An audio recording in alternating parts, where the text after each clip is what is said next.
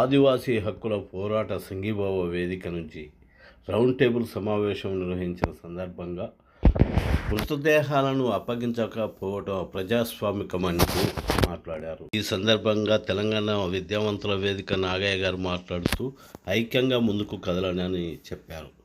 ఇదే సందర్భంగా RSP party కేంద్ర కమిటీ, వివిధ ప్రజా సంఘాలు మొత్తము, పార్టీలు, ఎర్రజెండా పార్టీలు మొత్తం అసలు భరతమాత ఇక్కడ ఉంది, అసలు తెలంగాణ తల్లి ఇక్కడ ఉంది. వాళ్ళ చేతిలో ఉన్నది నకిలీ మాట, వాళ్ళు చెప్పేది నకిలీ భారతమాత, నకిలీ తెలంగాణ తల్లి రెండు కూడా. ఇంత జరుగుతుంటే రేవంత్ రెడ్డి స్పందించాలి కదా ప్రభుత్వం. చంద్రబాబు స్పందించకపోవచ్చు, చంద్రబాబు ఏందో తేలిపోయింది, కానీ ఈ ప్రభుత్వం అయినా స్పందించాలి కదా. ఆ దేహాలన్నా మాకు ఇవ్వండి అని చెప్పొచ్చు కదా ఈ ప్రభుత్వం. ఆ మేరకైనా అడుగులు వేయవచ్చు కదా. ఇది కూడా ఎంత అమానవీయంగా మారిపోతున్నదో, ఒక్క తాను ముక్కలు అని చెప్పడానికి ఎంత స్పష్టంగా ఉన్నదో. ఇంత జరుగుతుంటే రాహుల్ గాంధీ గారు కూడా మాట్లాడాలి కదా. అర్బన్ నక్సలైట్ అని ముద్ర వేసుకున్నాం కదా. ఈ శవాల హక్కుల గురించి అయినా మాట్లాడాలి కదా. ఇది ఇలా పార్లమెంట్ అక్కడ లేదు, నకిలీ పార్లమెంట్ అది ఉంది అక్కడ ఢిల్లీలో.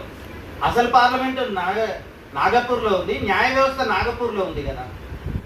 నాగపూర్లో న్యాయ వ్యవస్థ ఉన్నదని అర్థమైన తర్వాత పార్లమెంటు నకిలీ, న్యాయ వ్యవస్థ నకిలీ అనేది స్పష్టంగా అర్థమవుతున్న సందర్భం కనిపిస్తుంది. ఇది ఏది ఏమైనా ఈ పరిస్థితిలో మనం కూడా ఇట్లాంటి ఒక విధంగా చెప్పాలి అంటే ఈ షాకింగ్లో నుంచి మనం కోలుకోవాలి. కోలుకోవడమే కాదు, కొన్ని కార్యాచరణ చేపట్టాలి. చేపట్టే క్రమంలో మనం కొన్ని విషయాల పట్ల కూడా దృష్టి పెట్టాలి. మనం అత్యుత్సాహానికి పోతున్నామా? మనం కూడా వాళ్ళ విషయంలో మనం సలహాలు ఇచ్చే స్థితికి వెళ్ళామా? సోషల్ మీడియాలో మనం చూస్తున్నాం కదా. వాళ్ళు ఏం చేయాలో మనం సలహాలు ఇస్తున్నాం. ఈ దుర్మార్గమైనటువంటి స్థితి, ఆ కామెంట్స్ నుంచి కూడా మనం బయటపడాలి. మనంగా ఒక మనుషులుగా ఎట్లా స్పందిస్తామో ఆ స్పందన వైపు మనం వెళ్దాము, ఆ క్రమం వైపు వెళ్దాము.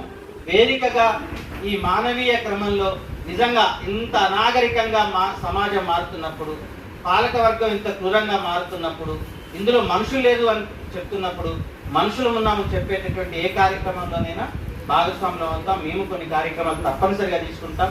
పగా తప్పనిసరిగా ఆగిపోవాల్సిందే. ఎందుకంటే పేగుబంధం, తెలంగాణ పేగుబంధం అంతా అక్కడే ఉంది.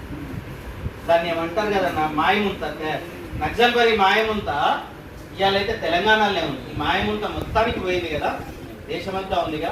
ఇవాళ అమరుల దండకారణ్యంగా ఉన్నది.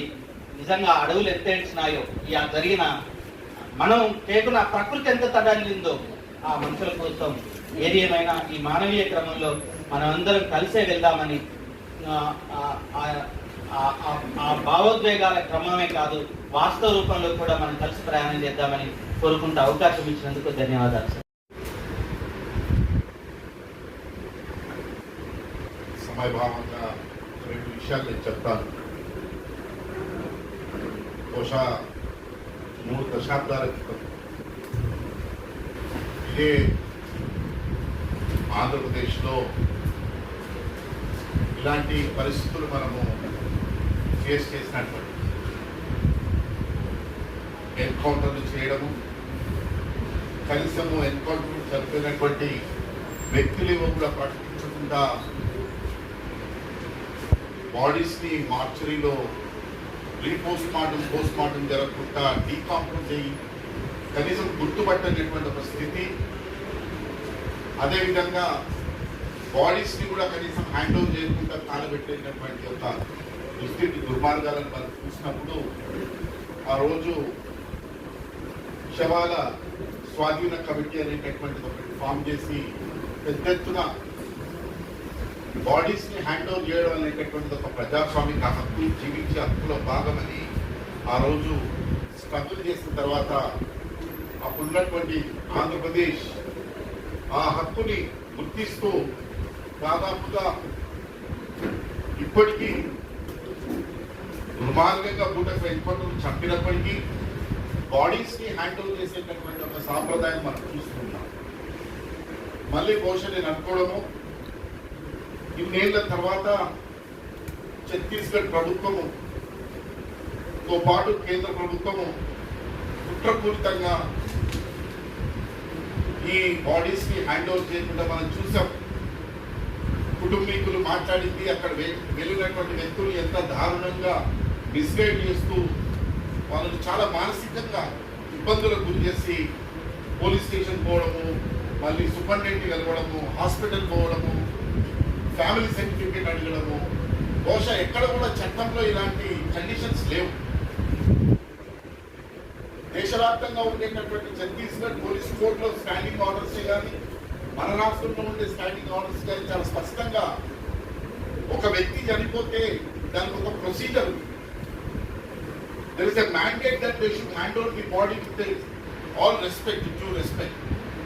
Immediate గా డీకంపోజ్ కాకుండా ప్రాపర్ గా దాన్ని ప్రిజర్వ్ చేసి, ఒకవేళ క్లెయిమ్ చేయని పక్షంలో దాన్ని స్టేట్మెంట్ గా పబ్లిక్ చేసి బాడీస్ ని హ్యాండ్ ఓవర్ చేయాల్సినటువంటి స్టాండింగ్ ఆర్డర్స్. దాని స్టాండింగ్ ఆర్డర్స్ లేవు, సుప్రీంకోర్టు తీర్పులు లేవు, రాజ్యాంగం లేదు.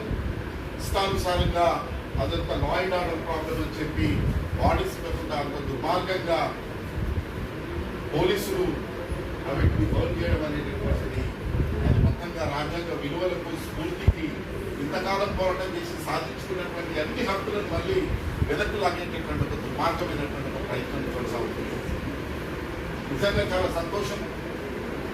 పౌర హక్కుల సంఘం మాత్రం సుదీర్ఘంగా వీటి మీద పోరాడుతూనే ఉంది.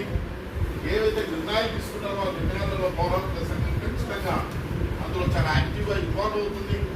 పౌర హక్కుల సంఘంగా హక్కుల దృక్పథంతో కూడా ఒక సభ పెట్టి పెద్ద ఎత్తున మళ్ళీ ఈ హక్కులను ఎట్లా ఇది కాలరాస్తున్నారు అనేటటువంటిది వీటిని అన్నిటి దృష్టికి తీసుకొస్తామని తెలియజేస్తూ ఈ అవకాశం ఇచ్చినటువంటి మృతదేహాల కోసం వారి కుటుంబాలు పడ్డ నరకయాతన మామూలుగా లేదు. ఈరోజు ఛత్తీస్గఢ్, ఆంధ్రప్రదేశ్, తెలంగాణ, మహారాష్ట్ర ప్రాంతాల్లో జరుగుతున్న దాడులను ఆపాలని రెవల్యూషనరీ సోషలిస్ట్ పార్టీ అఖిల భారత స్థాయిలో 22వ తేదీనే జాతీయ స్థాయి కార్యవర్గం కూడా నిర్ణయించి ఒక పత్రిక ముఖంగా ప్రకటన కూడా విడుదల చేయడం జరిగింది. ఈ ఆపరేషన్ కగార్ని ఇమ్మీడియట్లీ ఆపండి, వెంటనే మావోయిస్టు పార్టీలు కోరుకుంటున్నట్టు శాంతి చర్చలకు అక్కడి పరిస్థితులను బట్టి మీ నిర్ణయాలు తీసుకోవాలని చెప్పి రెవల్యూషనరీ సోషలిస్ట్ పార్టీ అఖిల భారత స్థాయిలో కూడా డిమాండ్ చేసింది. లేఖలో క్లుప్తంగా రాయడం జరిగింది. మిత్రులారా,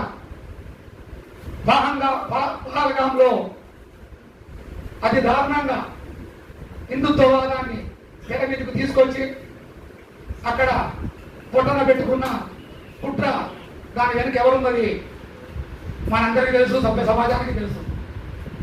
కారణం ఏంటంటే దాన్ని కప్పిపుచ్చుకోవడానికి, రేపు రాబోయే ఎన్నికలను దృష్టిలో పెట్టుకోవడానికి బీజేపీ ప్రభుత్వం ఒక నాటకాన్ని తెర మీదకి తెస్తూ ఈరోజు కళ్యాణ్గుట్టలో మావోయిస్టులను పొట్టన పెట్టుకోవాలని 40,000 పోలీసు బలగాన్ని అక్కడ మోహరించడం జరిగింది. కళ్యాణ్గుట్టలో భారతీయ జనతా పార్టీ మేమేదో సాధించాం, పక్క దేశాన్ని ఏదో పాకిస్తాన్ గెలిచామన్నట్టు భారతదేశంలో అంతర్భాగమైన కళ్యాణ్గుట్టలో భారతీయ జనతా పార్టీ మన జెండాను ఎగరవేసి ఏదో విజయం సాధించినట్టు గొప్ప చెప్పుకుంది. ఇప్పటికైనా ఈ దారుణమైన మారణకాండ ఆపి మావోయిస్టు పార్టీ వాళ్ళు ఇప్పటికీ, అంటే వారి ఆలోచనలు భావాజాలాలు వేరు కావచ్చు, వామపక్ష కమ్యూనిస్టు పార్టీలుగా, ఎర్రజెండా పార్టీలుగా మేమందరం సమాజంలో అట్టడుగు వర్గాల్లో ఉన్న ప్రజానికం కోసమే పనిచేస్తున్నాం. ఈ రోజు ఈ భారతీయ జనతా పార్టీ 3వసారి అధికారంలోకి వచ్చిన తర్వాత మరీ దారుణంగా వ్యవహరిస్తుంది.